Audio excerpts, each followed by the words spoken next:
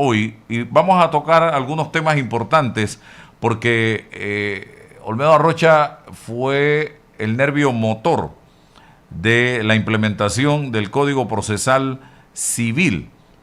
Y ya, si mi mente no me falla, han pasado meses, más de 100 días, desde la vigencia plena de este Código Procesal Civil. Primero que todo, explíquenos brevemente, para los que no entienden un poco de la justicia civil, qué es este Código Procesal Civil y cuáles son los avances concretos más destacados en cuanto a reducción de tiempos procesales y descongestión de expedientes que ya empiezan a sentirse. Bienvenido, magistrado. Muchas gracias, buenos días Álvaro. Qué gusto volver a verte, por lo menos por estos medios digitales. Y un saludo a todos los oyentes y visores de Noticias en 180 minutos. Te agradezco la oportunidad para poder comunicar que es un tema que nos hace falta mucho en los sistemas de justicia, tener una comunicación efectiva que le llegue al ciudadano y al usuario de la justicia, porque nos hemos arrinconado en aquello de que el juez solo habla por sus fallos, o el juez habla por sus fallos, pero es que el órgano judicial, que es todo un engranaje, no solamente habla a través del juez. Así que te agradezco la oportunidad en esta ocasión y siempre a la disposición de poder hacer las comunicaciones efectivas para beneficio del conocimiento público. Fíjate, vamos a ver, vamos a tratar de ser docentes en esto. En las fábricas existe un manual de operaciones. Es decir, si tú quieres construir un bloque en una fábrica, eres una fábrica que construye bloques, tiene que entrar la materia prima a la fábrica, que es el cemento, la piedra, qué sé yo, la arena, y luego de unas etapas de producción sale el producto final, que es el bloque. Bueno, en los tribunales podemos hacer esa misma homologación, porque un tribunal es una fábrica de decisiones. Y digo que es una fábrica porque la carga de trabajo es tanta que al final la producción es en masa. Entonces, en las fábricas existen lo que se llaman los manuales de operaciones. Es decir, es el documento que establece cómo, en qué momento, cuándo, de qué forma, la metodología en que van transcurriendo las etapas de esa producción, de esa producción del producto final. Y tú tienes que seguir esos parámetros. Bueno, en los tribunales también existe un manual de operaciones que establece todas las formas, las etapas, los actos, los trámites que tienes que hacer en todos los casos, no importa quién sea el que esté involucrado en ese caso, en igualdad de condiciones para darle certeza jurídica al usuario de la justicia, que sepa qué va a acontecer en ese proceso y no sea sorprendido. Como las reglas de jugar en cualquier deporte. Muy bien. Antes del Código Procesal Civil existía o existe, porque todavía está vigente en algunas cosas, el Código Judicial. Específicamente en las materias que tienen que ver con los temas penales, ya Panamá avanzó con el Código Procesal Penal, que vino a reemplazar el libro tercero del Código Judicial. Hoy tenemos un Código Procesal Penal. Bueno, de esa misma forma, a partir de octubre del año pasado, entró a regir el Código Procesal Civil, que vino a reemplazar el libro segundo del Código Judicial. Y lo que se hace con esto es renovar ese manual de operaciones de la fábrica de decisiones a la que estoy haciendo referencia. Es decir, ahora tenemos unas nuevas reglas para poder tramitar, para poder comportarnos ante y con la justicia en todas las causas que tienen que ver con la economía y con los bienes de las personas. En materia civil se ven temas de sucesiones, contratos, ejecuciones de deudas, una infinidad de temas, pero que guardan relación con el patrimonio de las personas y con y los bienes de las personas.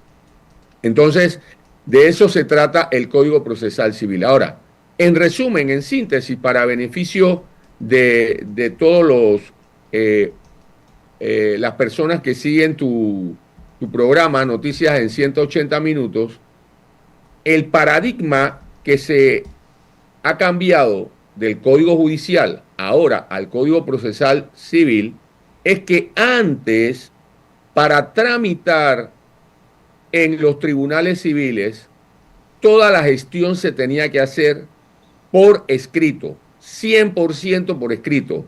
Es decir, la manera en que tú te comunicas con el tribunal y la manera en que el tribunal se comunicaba contigo era absolutamente por escrito. Y muchas veces tú ni siquiera conocías el rostro del juez. Ahora, la transformación es que esa manera para comunicarnos en un tribunal civil es mediante la oralidad. Es decir, ahora le estamos poniendo el rostro al juez delante de los usuarios de la justicia. ¿Y cómo se hace eso? A través de unos actos que se llaman audiencias. Y hacer oralidad no significa verbalizar el proceso. Van a continuar algunos actos por escrito, pero lo que se busca es que en estos actos de audiencia se pueda condensar, concentrar una cantidad de discusiones que antes, a través de la escrituralidad, tomaban meses y años poder resolverlas. Ahora, en un solo acto vas a poder abordar todas esas discusiones y resolverlas inmediatamente, con lo cual se beneficia al usuario de la justicia porque las decisiones, es la propuesta, es la promesa, es lo que esperamos, se obtengan en un tiempo razonable. La justicia no puede en ningún país del mundo apostar a que va a ser empática la decisión de los tribunales, porque cuando una persona no es beneficiada en sus intereses con la decisión, por supuesto que queda descontenta. No es allí en donde tenemos que apostar el mejoramiento de la justicia, sino en la experiencia del usuario de la justicia cuando tiene que acudir a ella.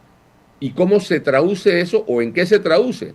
En que la respuesta que reciba de la justicia del conflicto que han llevado ante la justicia las personas que no han tenido la capacidad de autocomponerse por ellas mismas fuera de los tribunales, sea de una manera en tiempo, o sea otorgada, ofrecida esa respuesta en un tiempo razonable. Así que eso es en síntesis el cambio, la transformación legislativa, que más que la transformación legislativa es un cambio de una política pública, porque lo que queremos es agregar valor al usuario de la justicia, entendiendo que la justicia no solamente es un poder, sino también un servicio público, Álvaro.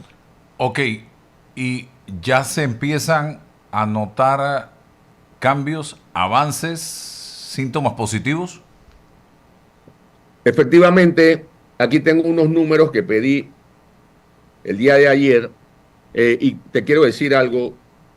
Nosotros en Panamá, a través de este cambio legislativo, nos hemos atrevido osadamente a fijar un tiempo máximo para que una causa, un juicio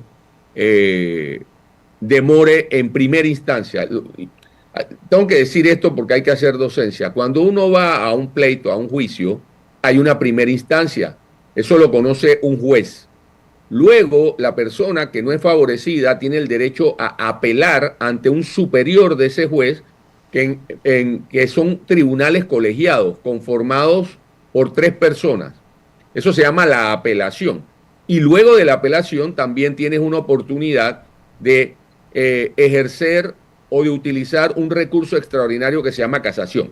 Eso para poner en contexto cómo es el proceso. Muy bien, esa primera instancia, cuando nosotros estábamos diseñando esta nueva política pública, los datos nos decían que en promedio esa primera instancia, promedio, demoraba como aproximadamente 4 años, en promedio, la primera instancia.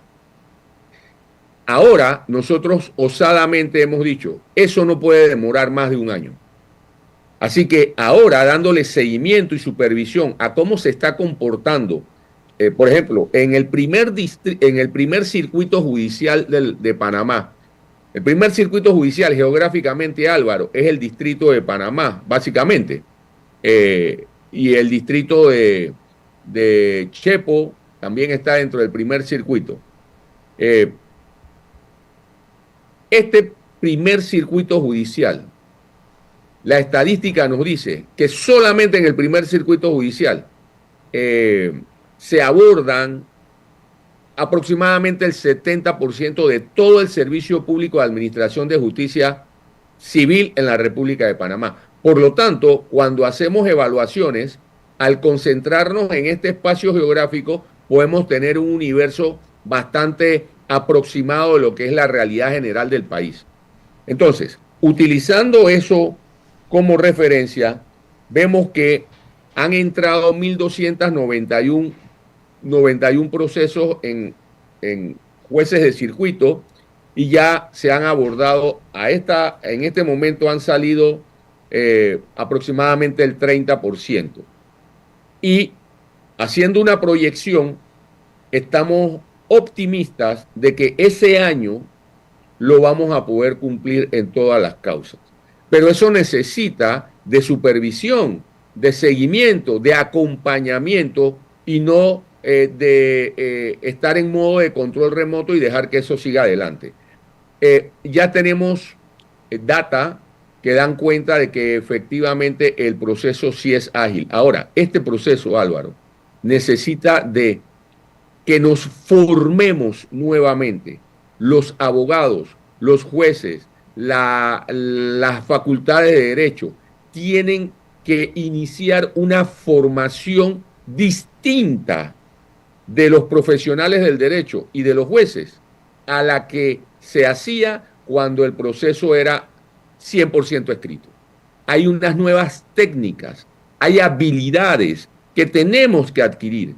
Tenemos que volver a estudiar, sí, hay que volver a estudiar, pero es la responsabilidad de nosotros como abogados actualizarnos, porque los abogados somos auxiliares de la justicia y tenemos que actuar en consecuencia, porque el objeto y el sujeto de la justicia no es el juez, no es el abogado, no son los estudiantes de derecho, no son los profesores de derecho.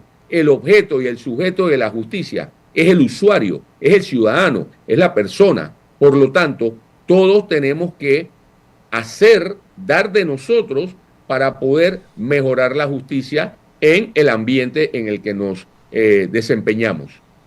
Evidentemente estamos todavía, yo diría, el término en buen panameño, gateando, porque esto apenas inicia. Sí. Tenemos luego que caminar para después correr. ¿Cuál es su aspiración de aquí a 2-3 años, magistrado? Bueno, la aspiración, la promesa que nos hemos propuesto y que hemos propuesto de forma noble y novedosa, y quiero decirlo, fíjate, es muy fácil o es sencillo o es muy cómodo cuando el país te da la oportunidad de ejercer funciones constitucionales como la de magistrado, venir solamente a emitir fallos que el público los puede calificar como bueno o malo dependiendo del interés de ese público específico. Pero creo que cuando uno se compromete en estos cargos, lo hace con la visión de abonar, de tratar de coadyuvar al mejoramiento del servicio público, en este caso el servicio público de administración de justicia. Nuestra aspiración es de que efectivamente esta nueva normativa coadyuve a que los procesos sean más ágiles, que no se eternicen, que la persona, aunque no salga favorecida con la decisión, por lo menos diga, me la dieron en tiempo razonable. Además, dar decisiones en tiempo razonable es un derecho humano. Las convenciones de derechos humanos establecen que una decisión, aunque te sea favorable, pero que haya tomado demasiado tiempo, no es una decisión justa. Entonces, lo que se busca es eso, que podamos apoyar al país, que el país sea más competitivo. Uno de los indicadores que utilizan los inversionistas para alojarse, para alojar su inversión en determinado país, es justamente la efectividad de la justicia, en términos de la capacidad de respuesta que tiene la justicia para poder abordar los conflictos. Repito, Álvaro, los conflictos surgen afuera en la sociedad. Los conflictos no surgen en los tribunales. Los tribunales han sido hechos por siglos de siglos para poder desatar ese conflicto. Así que lo que nosotros aspiramos es que esta promesa realmente se cumpla, que se agregue valor al país, que el país crezca en competitividad y que también a través de esta coyuntura, de esta oportunidad, es una oportunidad también para profesionalizar la administración de justicia. Y déjame decirte algo en este sentido. Fíjate, todos los jueces en este momento en nuestro país son empíricos. Hay una judicatura empírica. ¿Y qué te quiero decir con eso? Que no existe en este momento y va a existir, porque esa es la voluntad del Pleno de la Corte Suprema de Justicia, y seguramente va a seguir siendo la voluntad de aquí en adelante, de que los jueces que lleguen a sus cargos lleguen previamente habiendo pasado por un curso de formación inicial para ser juez. A nosotros los abogados nos enseñan en la Facultad de Derecho a ser abogados, nos enseñan a litigar en los tribunales, pero no nos enseñan a ser jueces. Y eso es algo hacia donde debe transitar nuestro país también como una política pública de Estado. El juez que llega por primera vez a su cargo debe haber pasado por un curso de formación inicial para juez, porque las habilidades para ser juez no son las mismas de las habilidades para ser abogado, aunque ambos trabajan con la misma materia prima, que es la ley y la constitución política de la República de Panamá. Oiga, en cuanto a recursos humanos, para la real y verdadera implementación de este nuevo sistema, ¿tenemos el suficiente recurso humano o se va a necesitar más? Eso es una pregunta muy importante desde el punto de vista gerencial también. Es que nosotros, quiero decirte, cuando la Corte Suprema de Justicia presentó el proyecto a la Asamblea Legislativa, el proyecto para el Código Procesal Civil, es una iniciativa que nace de la Corte. La Corte Suprema de Justicia tiene iniciativa legislativa justamente para establecer códigos. Y eso nace de aquí. Y la propuesta original, Álvaro, era que hubiese una vacación, un espacio, eso se llama técnicamente vacatio legis, traducido al español del latín es vacación de la ley. Significa, en palabras sencillas, que una ley se promulga hoy, pero entra a regir diferidamente en el futuro. Se le da un espacio de adaptación por muchas razones. Entonces, es muy frecuente que las leyes tengan vacatio legis. Sobre todo un código, porque para establecer un nuevo código había que hacer una serie de adaptaciones, de adecuaciones, de mejoramientos, de transformaciones hasta físicas O sea, la manera en que tú tramitas en un tribunal por escrito no es la manera en que tramitas en un tribunal en oralidad. Se necesitan espacios en donde haya salones de audiencia, tecnología, una serie de equipos. Muy bien, fíjate, la vacatio legis que nosotros propusimos era de 4 años. Afortunado o desafortunadamente, por soberanía legislativa en la Asamblea consideraron que esto era tan importante para el país que 4 años era demasiado. Y ellos establecieron en la Asamblea que la vacación de la ley, el espacio para adaptarnos, era de 2 años. E hicimos milagros para poder, con los recursos que teníamos en ese momento, poder avanzar y cumplirle al país esta promesa. Y a pesar de todo, pudimos entrar con el código para que rigiera a partir de octubre del año pasado. Pero efectivamente, como tú lo estás planteando subyacentemente en tu pregunta, claro que existen dificultades que guardan relación con temas presupuestarios. No contamos con todos los fondos que nos gustaría contar.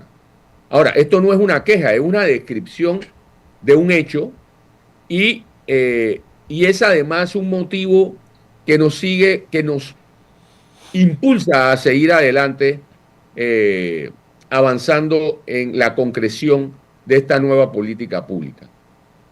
Ok. Las características de esta ley, de este código, Álvaro, y te quiero comentar, creo que es muy importante. Bajo la escrituralidad, tú necesitas más instalaciones con más equipo humano que apoya al juez.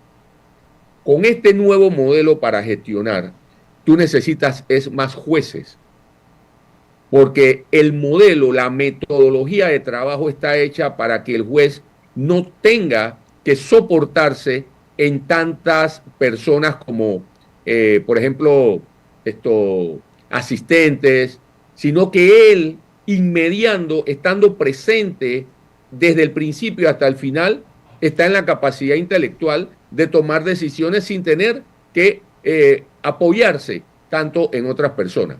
Lo que nosotros necesitamos de aquí en adelante es establecer más estructuras, nombrar más jueces, capacitar más jueces. Pero lo más importante, Álvaro, y te lo quiero decir, fíjate, para el usuario de la Administración de Justicia Civil, él ve la justicia civil como un todo.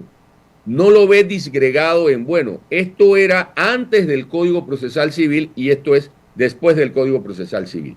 La gran dificultad, el gran reto que nosotros tenemos en esta transformación no es necesariamente la implementación del nuevo código, sino la administración de toda la carga de casos que estaban en la producción, en los tribunales, antes que entrara a regir este código.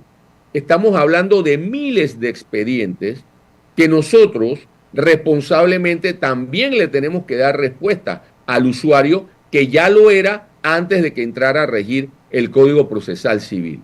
Allí es donde está la verdadera dificultad, porque allí sí necesitamos más equipo, más instalaciones y más recursos. Estamos trabajando en eso, estamos trabajando en optimizar nuestros recursos internos, estamos trabajando también en hacer las armónicas colaboraciones con los otros dos órganos del Estado para procurar que esos ingresos nos sean ofrecidos.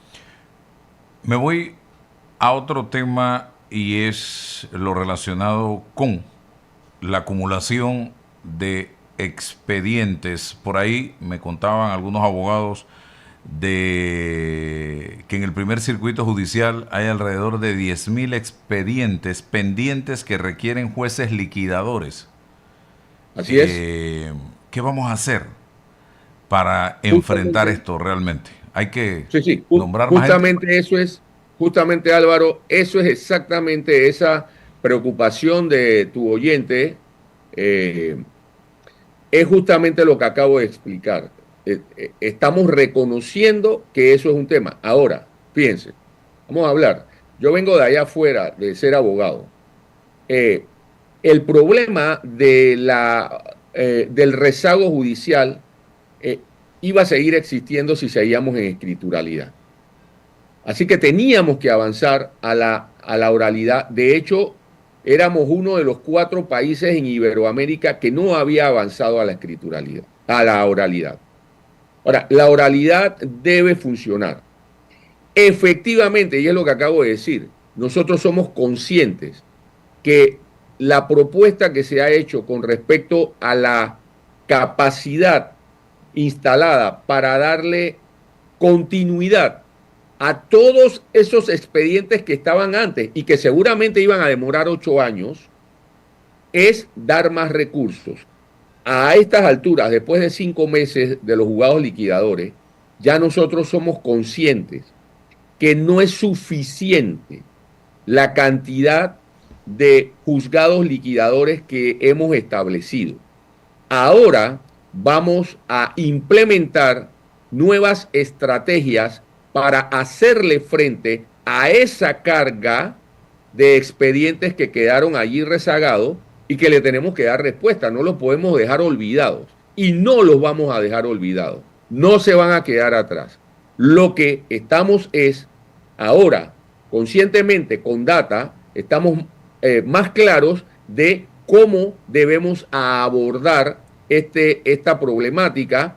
Ya estamos implementando una nueva estrategia para nombrar más jueces, para que más jueces puedan abordar todas estas cargas. Estamos buscando otras instalaciones. El problema aquí en Panamá también, en temas de cualquier servicio público, es las instalaciones. No hay instalaciones disponibles y para tenerlas hay una burocracia que hay que atender y que hay que respetar y obedecer. Pero bueno, somos conscientes y estamos trabajando para poder mejorar y normalizar de manera de que en máximo 3 años nosotros hayamos terminado con la liquidación de todos esos procesos, de los miles de procesos que quedaron rezagados luego de que entró a regir el nuevo Código Procesal Civil. Eso se lo prometemos, que seguiremos trabajando arduamente para mejorar la capacidad instalada en ese sentido.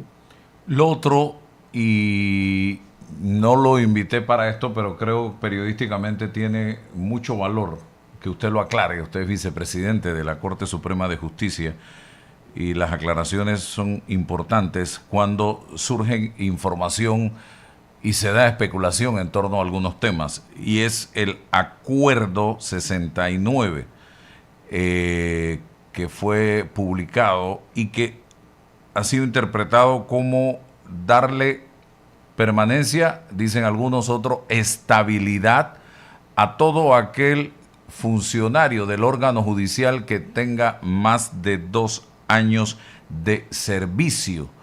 ¿Qué nos puede aclarar en torno a este asunto? Muchas gracias, Álvaro. No, no te preocupes, nosotros estamos abiertos siempre que podamos contestar. Evidentemente, nosotros tenemos éticamente que abstenernos de debatir en público las decisiones, eso no se nos permite, pero preguntas como esta, por supuesto, estamos abiertos y sobre todo para aclarar. A ver, déjame poner esto en contexto. En primer lugar, este acuerdo al que tú haces referencia no es un acuerdo innovador de la membresía actual de el Pleno de la Corte Suprema de Justicia. Ya hace aproximadamente unos 20 años, estando como presidente el magistrado Harley Mitchell, se emitió un acuerdo parecido. En segundo lugar, debo también acentuar que este acuerdo fue emitido por la unanimidad de los miembros del Pleno de la Corte Suprema de Justicia. Y esa unanimidad se obtuvo porque se comprendió que era injusto para miles y miles de servidores judiciales que estuviesen en una condición de interinidad eterna.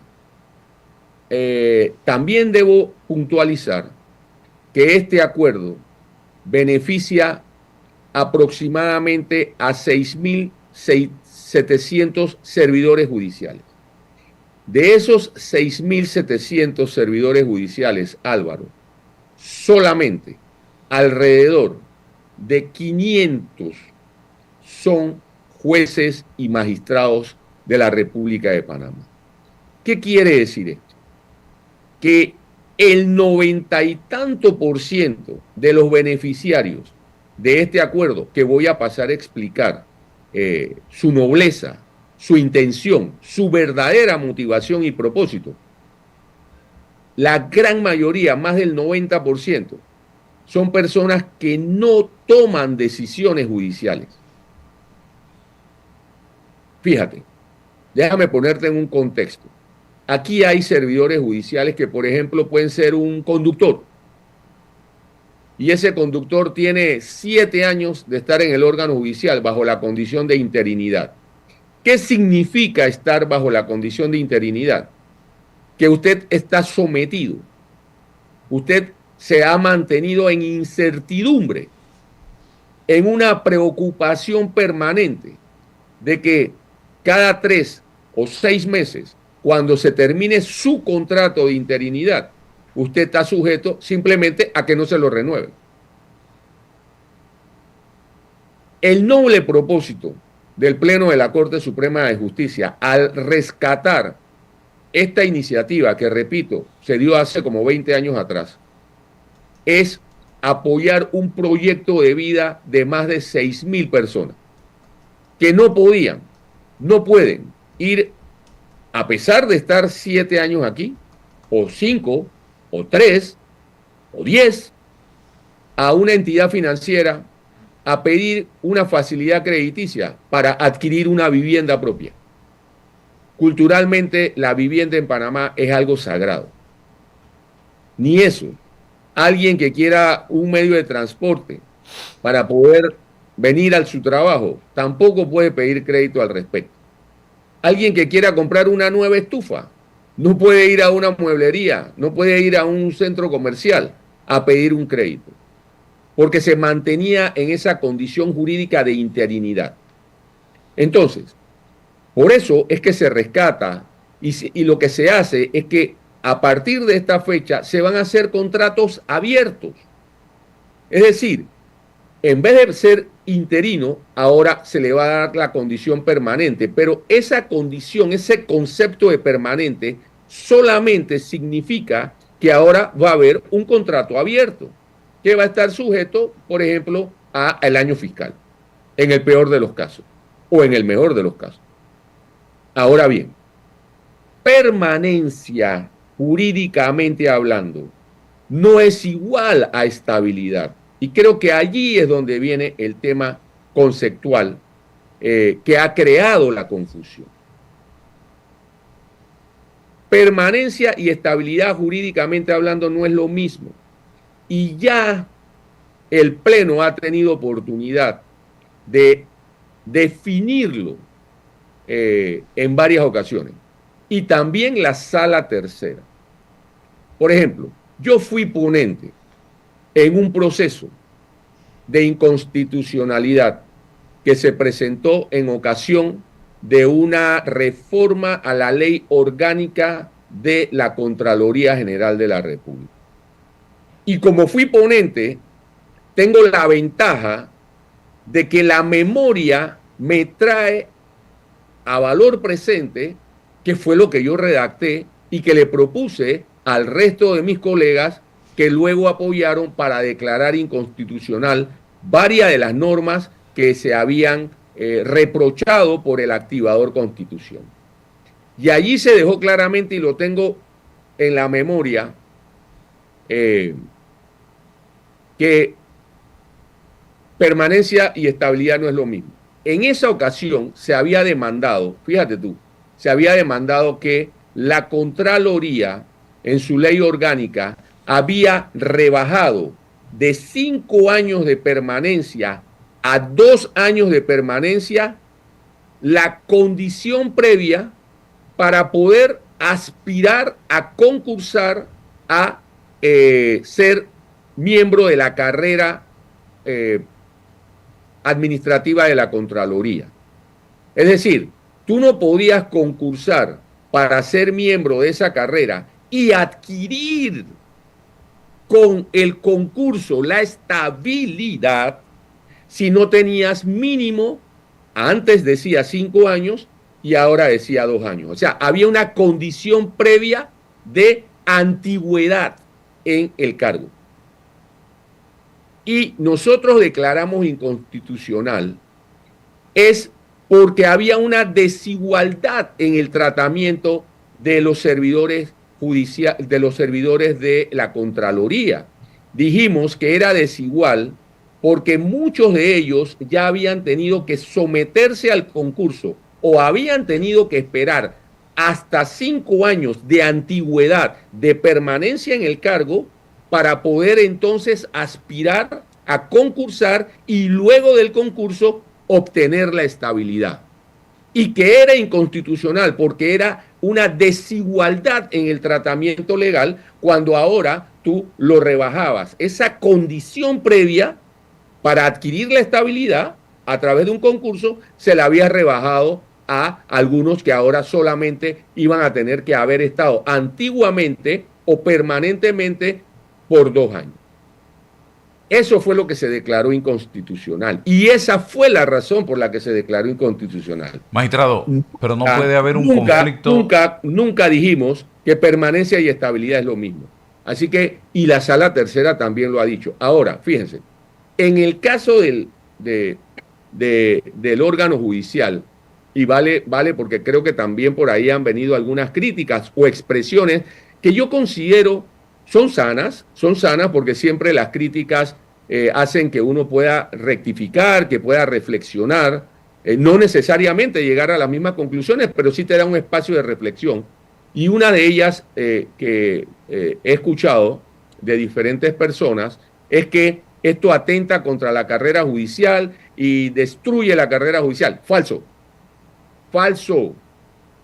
El que la persona tenga ahora, repito, los más de 6,000, porque no son los jueces, tenga ahora permanencia, tenga contratos abiertos y no esté sometido a la incertidumbre de que cada 3 y 6 meses se le tenga que renovar el contrato, eso no quiere decir que se van a detener. De hecho, no se han detenido y continúan todos los procedimientos de concurso para que en el órgano judicial se beneficie y se privilegie el profesionalismo y el mérito. Esos concursos van a continuar, siguen adelante y no tienen nada que ver, ni obstruye, ni es una colisión.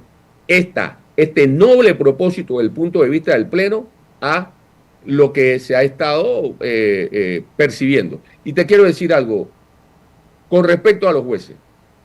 Miren, yo les quiero decir una cosa, desde el punto de vista de la independencia judicial.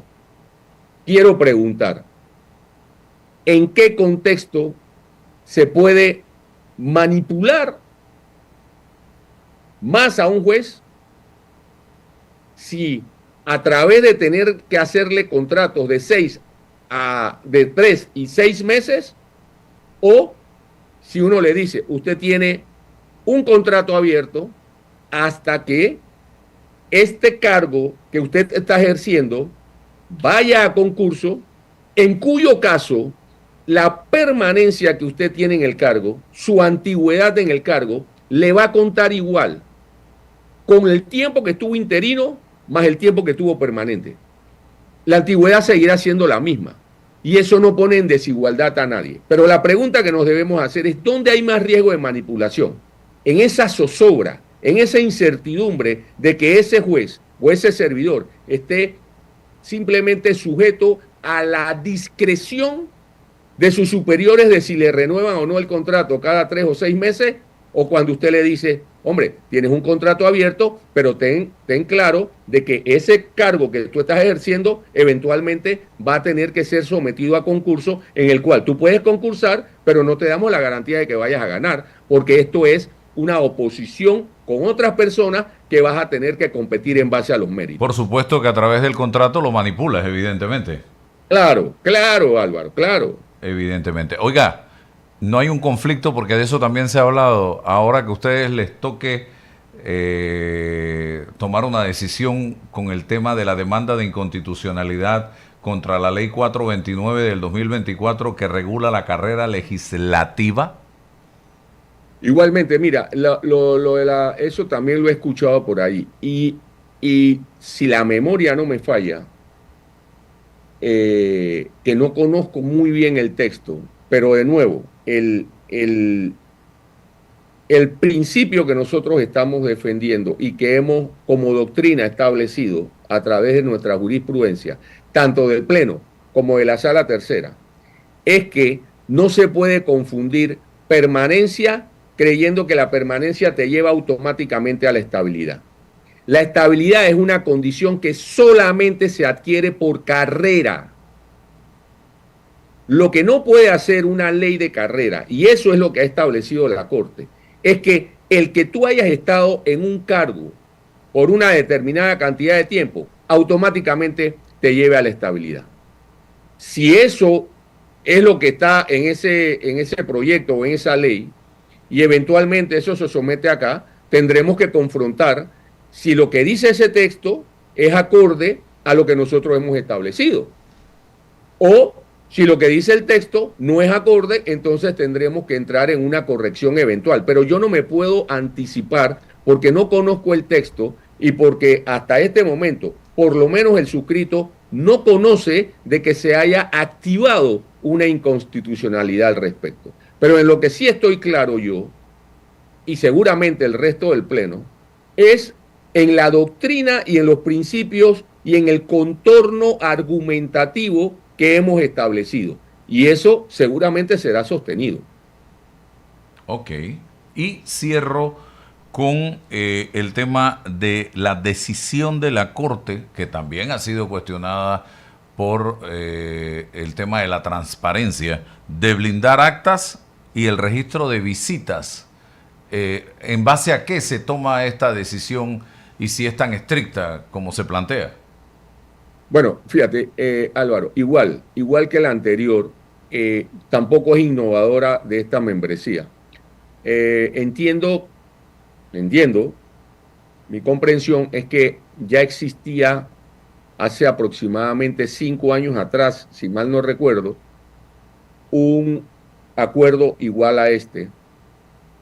Las actas de la Corte Suprema de Justicia, del Pleno de la Corte, lo registra las discusiones, las argumentaciones, las motivaciones, las posiciones, los criterios que nosotros emitimos a la hora de debatir, de deliberar con respecto a determinada causa que estemos conociendo. Y lo que se ha considerado, no solamente en Panamá, sino a nivel de Iberoamérica, es que esas actas deben ser confidenciales por el contenido, por la discusión, porque al final del día, cuando sale la decisión, luego de estar deliberada, no es la decisión de una persona, es la decisión del Pleno, en cuyo caso los que disienten de esa decisión tienen el derecho a plantear ese disenso a través de lo que se llaman los votos. Es decir, pueden salvar el voto estableciendo y consignando en la decisión formal de la sentencia cuál es su posición contraria y por qué la están asumiendo y por qué no pueden apoyar a la mayoría, o pueden hacer lo que se llama un voto concurrente, un voto razonado, en donde se establece cualquiera tiene el derecho de los miembros de decir, mira, yo estoy de acuerdo con lo que se está decidiendo, pero lo que no estoy de acuerdo es con el motivo y la argumentación que ha llevado a esa decisión, que también se puede plantear. Entonces, eso es igual que cuando tú vas a un tribunal penal, por ejemplo, o vas a cualquier juez y tú le tengas que decir al juez, usted tiene que transparentar su pensamiento para haber llegado a esa argumentación. Lo que tiene que hacer el juez es consignar su argumentación y su motivación en el texto de la sentencia. Por eso es que esas actas que, repito, establecen las consideraciones, los argumentos que se están construyendo o que se están aportando para construir juntos la decisión, no deben ser de conocimiento público, porque después pueden tergiversar lo que sí debe estar claramente establecido como argumento en la sentencia. Eso es lo que importa. Eso es lo que importa. Ese es el razonamiento. Estoy dando una explicación porque tú me la estás pidiendo y estoy planteándote o te estoy ofreciendo cuál es el motivo, aunque ese motivo tenemos que respetar en base al respeto también a la opinión pública y al derecho a disentir del público si no se comparte. Pero es simplemente describiendo cuál es el motivo de esa propuesta, y es para mantener pues en confidencialidad eso. Fíjate, mañana puede haber muchos conflictos porque los abogados somos muy creativos. Pedimos copia autenticada de lo que se estaba discutiendo y alguien dice, mire, quiero impugnar esa decisión porque en la discusión el magistrado Olmedo Arrocha planteó tal cuestión. Y entonces te lo saca de contexto. Pero es que el magistrado Olmedo Arrocha lo pudo haber planteado y en el transcurso de la discusión se fue convenciendo, lo convencieron, se persuadió con otros argumentos a cambiar su criterio. Lo importante es que cuando el magistrado Olmedo Arrocha suscribe la sentencia, él está apoyando tanto la parte emotiva como la parte resolutiva. Eso es lo que importa. Así que eso puede traer, muchos conflictos, y por eso es que se protege esa discusión que se plantea en el Pleno. Bueno. Eso por parte. Ajá, perdón, Álvaro, me ibas a decir. No, concluya, magistrado. No, bueno, es lo que te puedo ofrecer como una explicación razonable y respetuosa de cuál es el motivo de por qué las discusiones del Pleno deben ser confidenciales. Las discusiones que se plantean en el Pleno y que quedan registradas en actas para beneficio nuestro interno, porque esas actas nos permiten ir a la memoria histórica de temas que hemos hecho, y a veces nosotros le pedimos a la secretaría, por favor, búsqueme el acta tal. Mira, hay discusiones, Álvaro, que no culminan en una sola sesión. Hay discusiones que nos toman varias sesiones, porque, repito, en un cuerpo corporativo de 9 personas que tienen que tomar una decisión, muchas veces uno tiene que ir abierto, no solamente a recibir argumentos en contra y respetarlos, pero también ir abierto a aportar en la construcción de la decisión. Y como muchas veces también no podemos tomar, porque no nos ponemos de acuerdo en una sola sesión, entonces esa memoria nos permite rescatar qué era lo que estábamos discutiendo, nos permite llevar a la memoria también cuál era el planteamiento que nosotros teníamos, y a partir de ahí seguir construyendo en la decisión, que al final es la que importa, la que tú suscribes en una sentencia. Bien. Gracias, magistrado. Excelente docencia en el día de hoy.